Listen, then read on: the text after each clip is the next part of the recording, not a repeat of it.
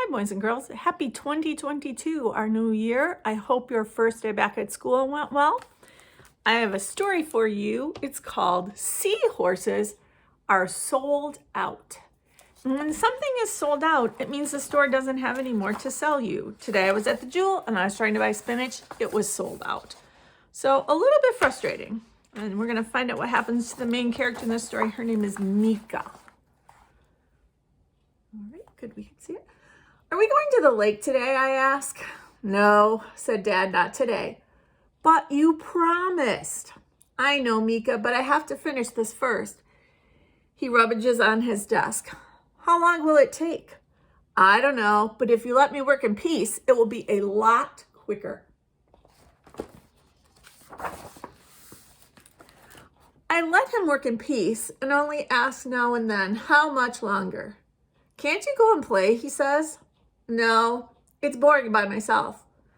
Call next door. I'm sure Carly will play with you. Carly's gone to stay with her grandmother, I say. She has a dog. I've wanted a dog or a cat or even a mouse for absolute ages, but Dad says no. I ask again, can I have a pet? Dad looks as if he's thinking about it. Can I? If you did have a pet, would you play with it very quietly and not bother me until I finish my work? Yes, I shout. Dad gives me his wallet and tells me to watch out for traffic. Man, she has Dad's wallet. How lucky is she? Pet Kingdom is just around the corner. I pick out a mouse, but the pet store man wants to check with my father. Dad doesn't like being disturbed. Of course Mika can have a mouse, I hear him shout over the phone. Just sell the kid whatever, and now please let me get on with my work. I set up the cage in the living room and make it comfy for the mouse. I play with him all afternoon. He loves tunnels and hiding places, so I build lots of them. The next morning I can't find the mouse. My hiding places were too good. I asked Dad for help. Go and ask at the pet store, he says. They'll know what to do. There are new puppies in the store. The man says dogs have such sensitive noses, they can sniff out anything. I buy a puppy. What is going to happen now? The puppy finds the mouse before I can even take off my shoes. The three of us play tag in the living room until Dad calls me for dinner. Did you find the mouse, he asks.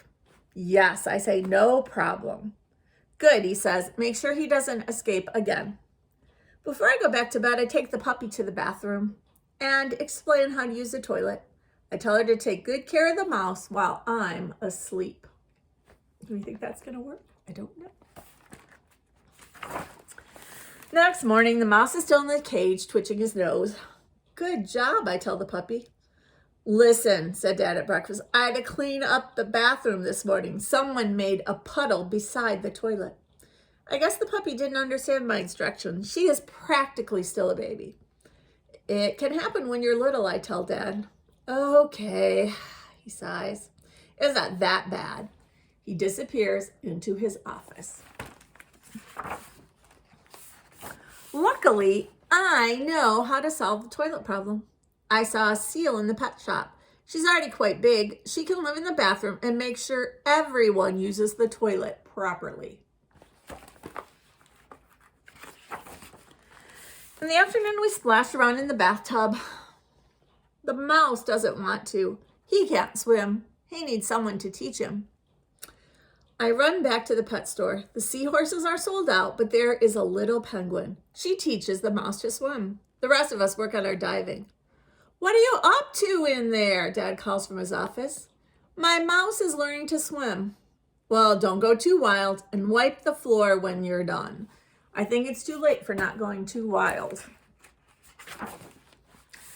The penguin only wants to watch TV. We hang out on the sofa and watch animal shows all day long. At some point, Dad calls from his office that I should turn it off. Too much TV isn't good for you, I tell the penguin.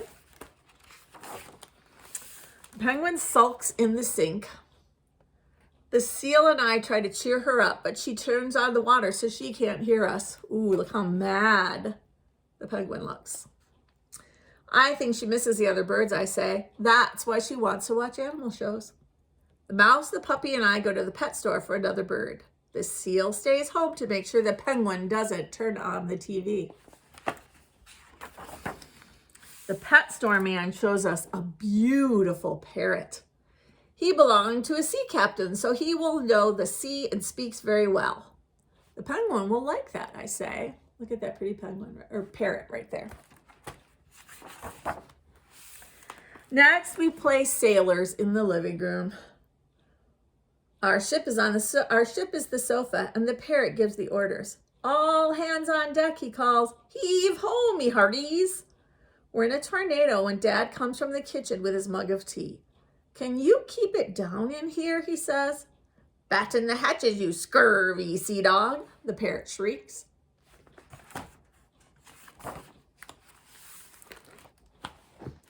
Now listen here. I'm trying to work. Dad gives me a stern look, even though I haven't said a thing. I give him a stern look back. When will you be finished? Soon, says Dad. Then his phone rings and we don't see him for the rest of the day.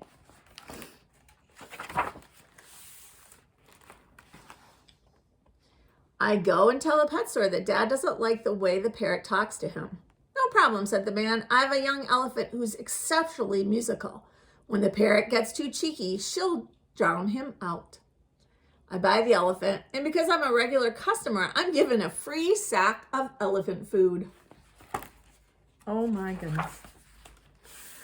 On Sunday morning, the animals and I have been up for ages by the time Dad comes in for breakfast. Good morning, I say. Morning, Mika, he says. I worked through the night and I'm finished at last. Today we can finally go to the lake. That's great, I say, but can my animals come too? But Dad looks really surprised. Dad and I agree that the only thing missing is a seahorse.